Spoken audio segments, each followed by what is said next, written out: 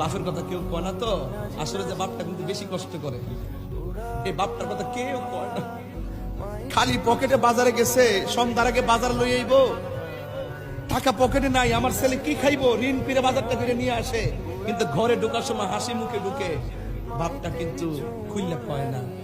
আরে বাপে 1200 টাকা বেতন পাইছে, কয়েকটা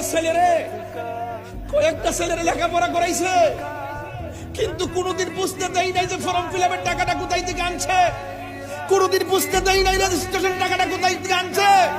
আমার কাছে তো বড় কষ্ট লাগে, ছোট্ট একটা পেটের মধ্যে 2 সন্তানের জায়গা হলো, ছোট্ট একটা পেটের মধ্যে 2 সন্তানের জায়গা হলো, আর তোর লক্ষ টাকার ফ্ল্যাটের ভিতরে, তোর লক্ষ টাকার ফ্ল্যাটের ভিতরে তোর মার জায়গা করে দিতে পারলি না। কি জবাব দিবি কাশীপুরের মানুষ, কি জবাব দেবে নারায়ণগঞ্জের মানুষ?